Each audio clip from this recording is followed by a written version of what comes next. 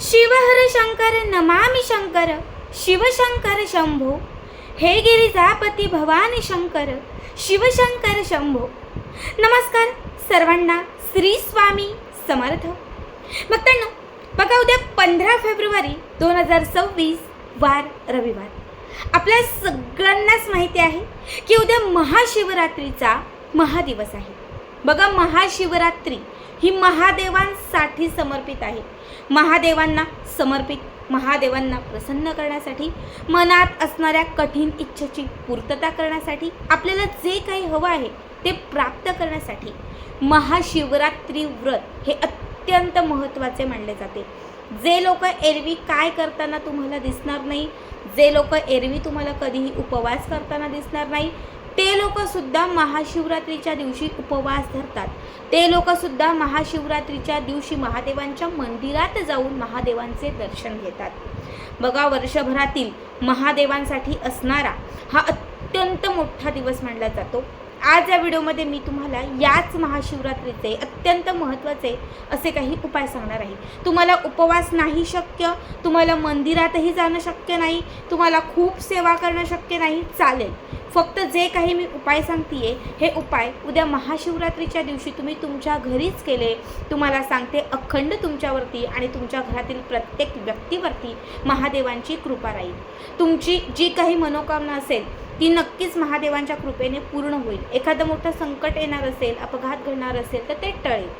आता मी तुम्हाला एकूण 3 उपाय सांगते. तिघांपैकी तुम्ही कुठलाही एक उपाय केला, शक्य असेल तर तिघांपैकी 3ही केले तरीही चालतील. बघा, सगळ्यात पहिली गोष्ट म्हणजे उद्याच्या दिवशी प्रत्येकाला लवकर उठायचं आहे. उद्याच्या दिवशी ब्रह्मस्नानाला विशेष महत्त्व आहे. कुठेही आपल्या घराच्या आजूबाजूला जर नदी असेल किंवा म्हणजे संगम असेल, पवित्र स्नान असेल तर तिथे जा. नाही तर घरीच अंघोळीचं जे पाणी आहे त्यामध्ये थोडंसं गोमूत्र, गंगाजल घाला आणि त्या पाण्याने स्नान करा. पवित्र स्वच्छ स्नान केल्यानंतर तुम्हाला उद्याच्या दिवशी आपल्या घराच्या आजूबाजूला, मार्केटमध्ये किंवा अन्य कुठेही जर गोकर्णाचं फूल भेटलं तर आवर्जून ते घरी आणायचं आहे. जिथे फुलं भेटतात, म्हणजे जे लोक फुलं विकतात त्यांच्याकडे विचारा, कारण गोकर्णाचं फूल हे महादेवांना अत्यंत प्रिय आहे. गोकर्णाचं फूल हे विघ्न, संकट यांचा नाश करण्यासाठी आणि आपल्या ज्या काही इच्छा असतील त्यांची पूर्तता करण्यासाठी, यशप्राप्तीसाठी हे फूल शास्त्रामध्ये किंवा आपले जे तांत्रिक शास्त्र आहे, मांत्रिक शास्त्र आहे, यामध्ये अत्यंत महत्त्वाचं मानलं जातं. म्हणून कुठूनही तुम्हाला उद्याच्या दिवशी एक गोकर्णाचं फूल आपल्या घरी आणायचं आहे. आणलेलं फूल जे आहे ते देवघरामध्ये महादेवांची मूर्ती असेल, महादेवांची पिंडी असेल, महादेवांचं काहीही एखादं चित्र, प्रतिमा असेल तर त्याच्यासमोर हे गोकर्णाचं फूल तुम्हाला ठेवायचं आहे. त्यासोबत तुमची जी काही इच्छा असेल ती महादेवांना तुम्हाला सांगायची आहे. इच्छा सांगितल्यानंतर ते फूल तिथे अर्पण केल्यानंतर पुन्हा ते फूल तिथून उचलायचं. आपल्या उजव्या हातामध्ये, बघा, आपल्या उजव्या हाताच्या मुठीमध्ये किंवा हातावर ते फूल ठेवायचं आणि त्याच्यानंतर आपल्याला महादेवांचा जो सर्वात प्रभावी मंत्र आहे ओम नमः शिवाय, ओम नमः शिवाय, या मंत्राचा 108 वेळा जप करायचा आहे. ओम नमः शिवाय, ओम नमः शिवाय, ओम नमः शिवाय, ओम नमः शिवाय, ओम नमः शिवाय. फक्त या मंत्राचा जप करा आणि त्याच्यानंतर हे गोकर्णाचं फूल जे आहे हे एखाद्या सफेद रंगाच्या कापडामध्ये किंवा कागदामध्ये बांधून महादेवांच्या पिंडीसमोर किंवा देवघरामध्ये ठेवा. उद्या महाशिवरात्री संपेपर्यंत, रात्रीपर्यंत हे फूल तुम्हाला महादेवांच्या पिंडीसमोरच ठेवायचं आहे. त्याच्या दुसऱ्या दिवशी म्हणजे सोमवारच्या दिवशी कुठेही नदी असेल, वाहतं पाणी असेल तर त्यामध्ये हे कागदात किंवा कापडात बांधलेले जे गोकर्णाचं फूल आहे ते वाहत्या पाण्यामध्ये तुम्हाला सोडायचं आहे. ठीक आहे. हा उपाय जर तुम्ही उद्या केलात तर नक्कीच त्यामध्ये तुम्ही जी इच्छा व्यक्त कराल ते महादेव तुमची लवकर पूर्ण करतील. तुम्हाला जे काही हवं आहे ते प्राप्त करतील. बऱ्याच वेळा आपल्याला यश मिळत नाही, मुलांची प्रगती होत नाही, पतीला यश मिळत नाही. अशा वेळेस काय करा, उद्याच्या दिवशी कुठूनही गोकर्णाचं एखादं छान फूल आणून, म्हणजे शक्यतो जांभळ्या रंगाचंच फूल घ्यायचं आहे. हे गोकर्णाचं छान सफेद निळ्या रंगाचं फूल तुम्हाला घरी आणायचं आहे.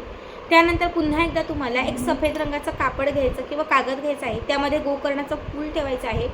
21 दुर्व्यांची एक जुडी तुम्हाला ठेवायची. 21 दुर्वा आणि एक फूल, दोनही गोष्टी तुम्हाला त्या कापडात किंवा कागदामध्ये ठेवायच्या आहेत. त्यानंतर त्याची पुडी करायची आहे.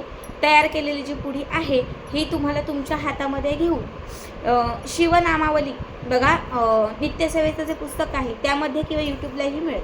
शिवनामावली, शिव अष्टोत्तर नामावली जी आहे तिचे तुम्हाला पठण करायचं आहे. नाही, तुम्हाला ते नाही शक्य तर ओम नमः शिवाय याच मंत्राचा जप करू शकता. आणि त्याच्यानंतर ही जी पुडी आहे ही पुडी तुम्ही महादेवांच्या पिंडीसमोर किंवा देवघरामध्ये ठेवून ती अगदी काही वेळानं उचलायची, अर्ध्या एका तासाने ती उचलायची. पतीसाठी हा उपाय करताय, म्हणजे पतीला यश मिळण्यासाठी उपाय करताय, तर गोकर्ण आणि दुर्वासणारी ही पुडी तुमच्या पतीच्या खिचात ठेवायला सांगा. व्यवसाय असेल तर व्यवसायाच्या गल्ल्यात ठेवायला सांगा. तुमची मुलं काहीतरी करतायत, मुलांना यश हवं आहे तर मुलांच्या सोबत ठेवायला सांगा. म्हणजे जिथे तुम्हाला यशाची प्राप्ती हवी आहे तिथे ही पुडी त्यांना ठेवायला सांगा. आता हे किती दिवस ठेवायचे तर कायम ठेवू शकता, अखंड ठेवू शकता, किंवा फार फार तर 6 महिने ठेवून बघा. या 6 महिन्यामध्ये तुम्हाला प्रत्येक गोष्टीत यश मिळेल. महादेव जे आहे ते साक्षात असाक्षात तुमच्यासोबत राहतील, त्यांची कृपा नेहमी राहील.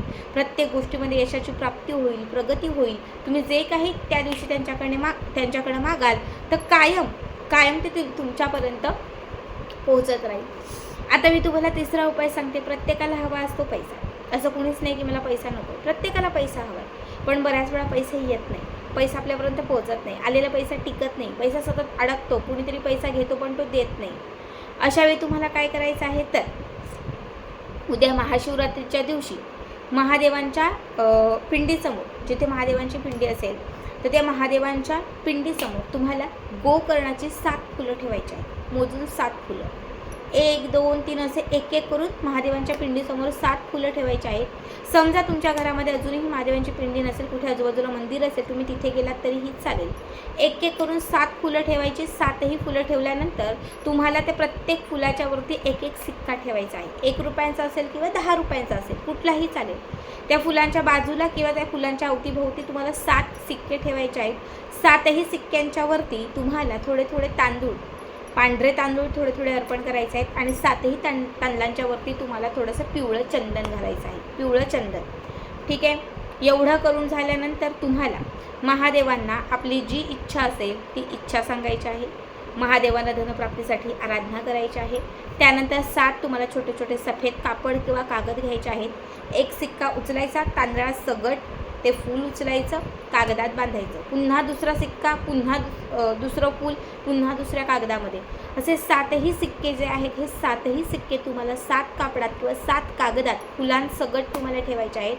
आता हे तुम्हाला तुमच्या घरात जिथे तुम्ही म्हणजे जिथे तुमचा पैसा आहे, सोनं आहे, एक सिक्काने फूल जे बांधलेलं आहे ते तुम्हाला तुमच्या तिजोरीत ठेवायचं आहे. दुसरं जे आहे ते व्यवसाय असेल तर व्यवसायाच्या गल्ल्यात ठेवायचं आहे. तुमची मुलं कमावत आहेत, मुलांच्या खिच्यामध्ये एक ठेवायला सांगा. पती कमावतात, पतीच्या खिच्यात ठेवायला सांगा. एक तुम्ही देवघरात ठेवू शकता, एक तुम्ही तुमच्या पाकिटात ठेवू शकता. म्हणजे तुमच्या घरामध्ये घरातल्या प्रत्येक कर्त्या कमावत्या व्यक्तीच्या सोबत हे एक एक त्यांना ठेवायला सांगा. उद्या जर अभिमंत्रित केलेलं गोकर्णाचं फूल आणि त्याच्यासोबत असणारा सिक्का तुम्ही पैशांच्या किंवा लक्ष्मीप्राप्तीच्या जागेत ठेवला तर आयुष्यभरात कधीही तुम्हाला पैशांची कमतरता भासणार नाही, कधीही खूप दारिद्र्य किंवा गरिबी तुम्हाला पाहायला मिळणार नाही. कायम लक्ष्मीची प्राप्ती राहील, नेहमी बरकत येईल, मनातील इच्छा पूर्ण होईल आणि अखंड तुमच्या पैशाला पैसा जो आहे तो जोडला जाईल. बघा, 3ही उपाय खूप सोपे आहेत. फक्त गोकर्णाचं फूल तुम्हाला उद्या शोधायचं आहे. तुम्ही जे काही उपाय सांगितलेले आहेत त्यापैकी 1 करा, 2 करा, शक्य असेल तर अगदी 3पैकी 3ही करा.